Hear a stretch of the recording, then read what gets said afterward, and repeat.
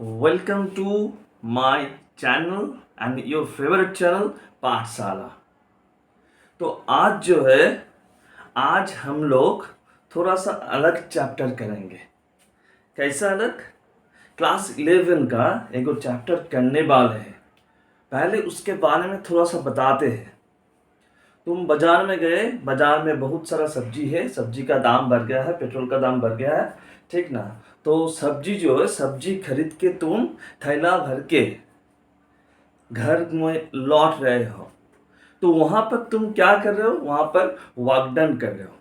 लेकिन कोई पूछा तुमको कि ग्रेविटेशनल फोर्स जो है वो कितना काम कर रहा है, तुमने झट से क्या उत्तर दिया? झट से उत्तर दिया कि ग्रेविटेशनल फोर्स जो है वो जीरो वर्क डन कर रहा है। क्यों? क्योंकि तुम्हारा जो डिस्प्लेसमेंट है और ग्रेविटेशनल फोर्स जो है उसके बीच का एंगल जो है कितना है? 90 डिग्री। या फिर किसी ने पूछा कि सूरज बीच में बैठा है और चारों तरफ घूम रहा है, क्या? प्लैनेट्स। तो प्लैनेट्स क्या काम कर रहा है? तो वहां पर क्या होगा? प्लैनेट्स ऐसे ऐसे करके घूम रहा है। जो स्टार्टिंग पॉइंट है वही उसका फाइनल पॉइंट है। तो वहां पर जो है, वहां पर वर्क डन कितना आ रहा है? वर्क डन जीरो, क्योंकि डिस्प्लेसमेंट वहां पर जीरो है। तो आज जो चैप्टर है वो चैप्टर क्या है? वर्क, एनर्जी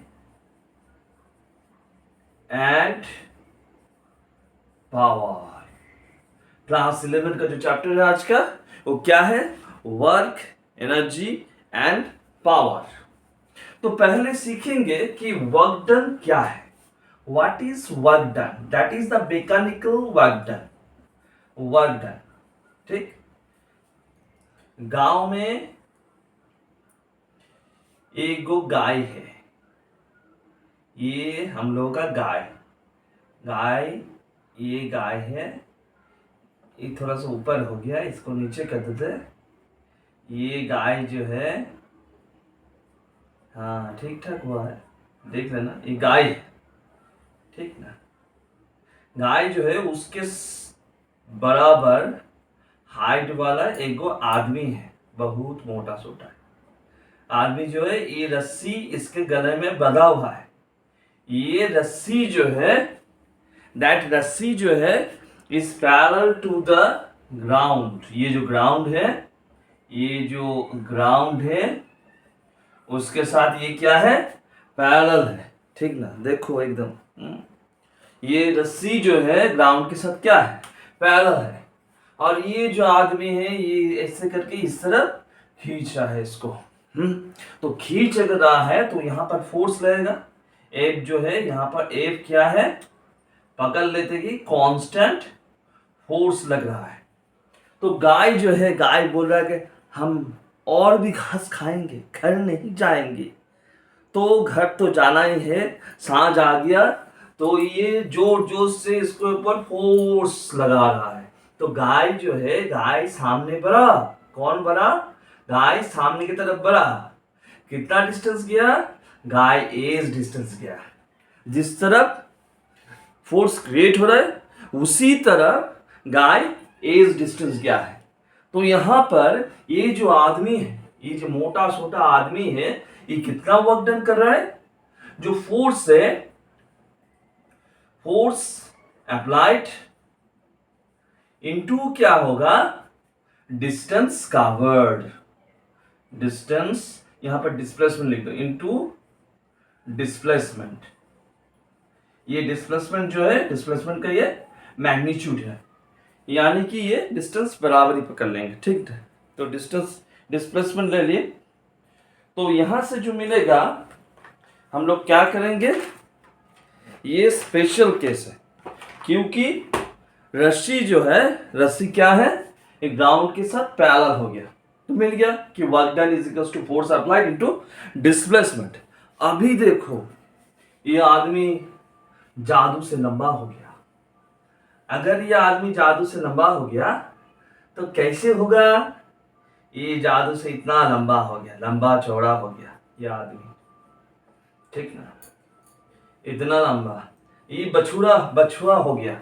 ये जो गाय था अभी बछुआ हो गया, ठीक ना। तो ये क्या करेगा, ये रस्सी को जो है, रस्सी को ऐसे टानेगा, ऐसे टान रहा है, ठीक ना। ये एफ जो है, एफ क्या है, एफ है कांस्टेंट फोर्स, मिला ना, एफ कांस्टेंट फोर्स है। तो यहां पर जो है लिख देते हैं एफ क्या है, कांस्टेंट फोर्स।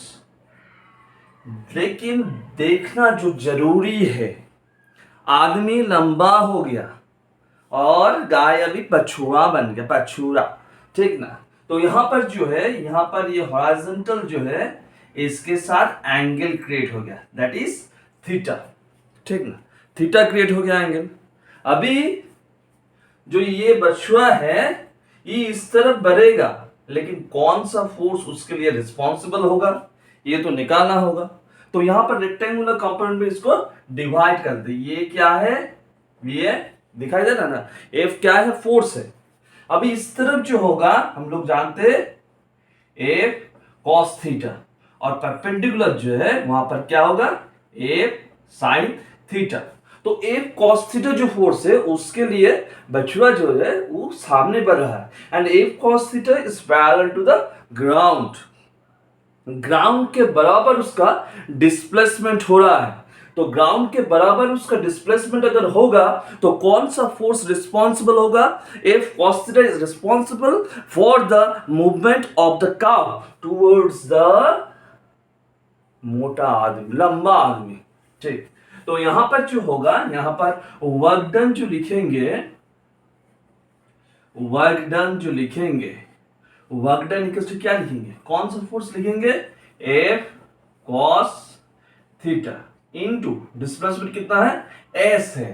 तो यहां पर जो है एफ एस अगल बगल में आ गया, तो बन गया यहां पर एफ एस कॉस थीटा। अगर कॉस थीटा रहा तो वहां पर क्या आएगा, डॉट जी, डॉट जी। तो यहां पर वर्क डन जो हो रहा है, वर्क डन जो है रहा है, तो दैट इज इक्वल टू क्या होगा, एफ डॉट एस। समझ में आया ना कि एफ डॉट एस क्यों आ रहा है। अभी देखो यहां पर जो है ये डॉट प्रोडक्ट है, तो वर्क डन कैसे क्वांटिटी है, work done is a scalar quantity, scalar quantity. समझ में आया, that is scalar quantity. Work done क्या हुआ, work done is a scalar quantity. इसको बैठा देते हैं, हाँ। चलो अभी आगे बढ़ते हैं। हम लोगों को क्या मिला, वर्क डन जो है that is equals to F dot S. ये कांस्टेंट फोर्स के लिए हो रहा है, that is for constant force. ये तो समझाए थे व्हाट इज कांस्टेंट फोर्स, ठीक ना। तो इसको क्या लिखेंगे, इसको लिखेंगे हम लोग F into S cos theta. तो यहां पर देखो वर्क डन जो है, वर्क डन वैरी हो सकता है किस किस के लिए, अगर फोर्स को हम वेरिएबल फोर्स कर दे उसके लिए इसका जो इंटरप्रिटेशन होगा ये अलग हो जाएगा।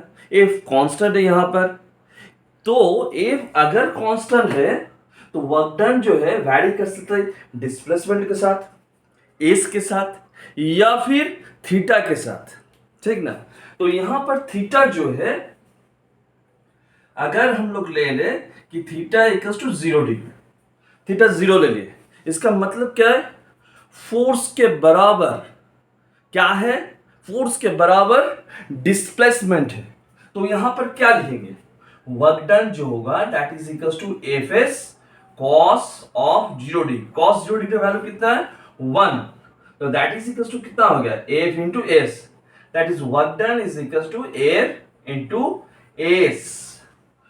तो यहां पर क्या हो रहा है, वर्क डन जो है उसके फॉर्मूला आ रहा है एफ इंटू एस। इसका मतलब क्या है, इसका मतलब है जिस तरह फोर्स काम कर रहा है उस ऑब्जेक्ट या फिर व्यक्ति या फिर वस्तु जो है उसका डिस्प्लेसमेंट सरण जो है उसी तरफ हो रहा है, ठीक ना। तो यहां पर कोई भी मैग्नेट ले लो, ये मैग्नेट है, ये नॉर्थ पोल है और ये साउथ पोल है। इस तरफ भी एक मैग्नेट है, ये मैग्नेट जो है इस तरफ साउथ, इस तरफ नॉर्थ, इसके नीचे चक्का लगा हुआ है। तो यहां पर जो होगा ये फिक्स्ड है, तो यहां पर क्या होगा, ये चक्का लगा हुआ जो मैग्नेट है इस तरफ फोर्स काम कर रहा है, इस तरफ फोर्स है, और डिस्प्लेसमेंट जो है, डिस्प्लेसमेंट भी उसी तरफ काम कर रहा है। तो दोनों का डायरेक्शन सेम है। That is the work done by the force. समझ में आया ना? That is the work done by the force. अभी देखो थीटा जो है, थीटा 180 डिग्री हो गया। तो थीटा 180 डिग्री हो गया, तो यहां पर क्या होगा, W is equal to F S cos of 180 degree. Cos 180 degree जो है उसका वैल्यू कितना है, उसका वैल्यू -1 है। उसका वैल्यू कितना है, -1 है। तो यहां पर क्या आएगा, work done is equal to -F into S. ठीक, इसी एग्जाम्पल को ले सकते हो तुम लोग। यहां पर सिर्फ घुमाना है, यहां पर नॉर्थ लिखना है और यहां पर साउथ। तो नॉर्थ पोल जो है उसमें क्या होगा, नॉर्थ पोल में, नॉर्थ पोल और नॉर्थ पोल में क्या होगा, रिपल्सिव फोर्स। तो रिपल्सिव फोर्स के लिए क्या होगा, चक्का लगा हुआ मैग्नेट जो है इस तरफ आ जाएगा। तो इसका मतलब क्या है, इसका मतलब क्या है, किस तरफ फोर्स काम कर रहा है, फोर्स जिस तरफ काम करेगा, इस तरफ फोर्स काम कर रहा था, इसको ही ले लो। यहां पर जो है ये साउथ और नॉर्थ जो है दोनों यहां पर टान है, लेकिन तुम यहां पर एक्सटर्नल एगो फोर्स अप्लाई कर रहे हो। तो इस तरफ क्या है, ये अट्रैक्टिव फोर्स है, लेकिन इसका डिस्प्लेसमेंट जो है वो क्या है, उल्टा तरफ हो रहा है।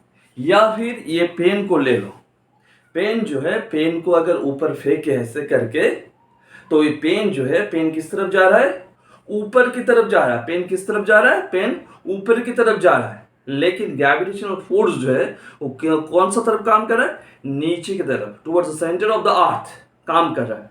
ठीक ना, ये समझ में आया, ये समझ में आया। चलो आगे बढ़ते हैं। अभी देखो इसी फॉर्मूला को लेंगे, W इज इक्वल टू, यहां पर क्या लिखेंगे, एफ एस कॉस थीटा।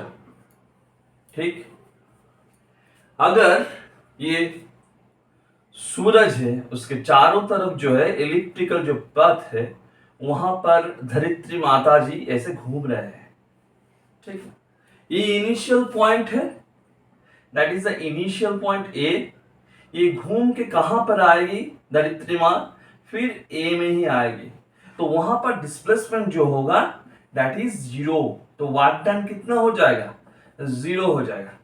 अगर कोई पूछे तुमसे कि सेंट्रीपिटल फोर्स जो है इसके चलते कितना वर्क डन हो रहा है, या फिर ग्रेविटेशनल फोर्स जो है इसके चलते कितना वर्क डन हो रहा है, that is gravitational force, gravitational force. तो ग्रेविटेशनल फोर्स टुवर्ड्स द सन काम कर रहा है, लेकिन उसका जो डिस्प्लेसमेंट है उसका डायरेक्शन किस तरफ है, इस तरफ, that is the direction of displacement. तो डिस्प्लेसमेंट और ग्रेविटेशनल फोर्स जो है उसके बीच का एंगल कितना है, दैट इज 90 डिग्री। तो यहां पर वर्क डन जो होगा W इक्वल टू क्या होगा, F S cos 90 degree, that is equal to कितना आएगा, 0। या फिर कोई वल हो, या फिर कोई वल हो, उस वल के ऊपर, या फिर कोई वल हो, या फिर कोई वल हो, उस वॉल के ऊपर तुम क्या कर रहे हो, ऐसे करके फोर्स दे रहे हो, ऐसे करके दिखाई दे रहा वॉल, हमें तो दिखाई दे रहा है, ऐसे करके फोर्स दे रहा है ऐसे, लेकिन वॉल जो है ना, वॉल हट नहीं लगा रहा है जगह से। ठीक ना, तो वहां पर डिस्प्लेसमेंट कितना होगा, वहां पर डिस्प्लेसमेंट 0 है।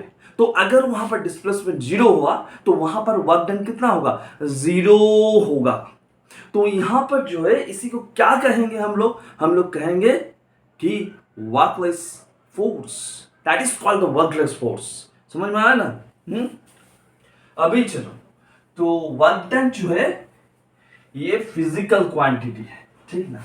वर्क डन जो है, वर्क डन जो है ये a physical quantity, a physical quantity, ये फिजिकल क्वांटिटी है, ये फिजिकल क्वांटिटी है, ठीक ना। तो इसका यूनिट होगा, यूनिट क्या होगा? अगर सीजीएस सिस्टम ले लेते हैं तो इसका यूनिट क्या होगा? ERG, मतलब आर्क। और अगर ऐसा यूनिट ले लेते हैं तो वहां पर क्या होगा? जूल, जे। तो यहां पर जूल और आर्क जो है इसका बीच फिजिकल क्वांटिटी है। तो इसका यूनिट मिल गया कि आर्क है और एक को क्या है? जूल है, ठीक ना। ये दोनों का बीच में रिलेशन जो होगा 1 joule that is equal to क्या होगा? 1 newton into 1 metre that is equal to 10 to the power 5 time into 10 square. 10 square क्या लिखेंगे? 10 स्क्वायर सेंटीमीटर। तो यहां पर क्या होगा? 10 to the power 7 dyne centimetre. Dyne centimetre का मतलब क्या है? 10 टू द पावर 7 आर्क 1। तो आज के लिए इतना ही रहा। इसको ध्यान से पढ़ो, मेरे चैनल को सब्सक्राइब करो और देखते रहो और क्या क्या वीडियो हम लोग लाते हैं।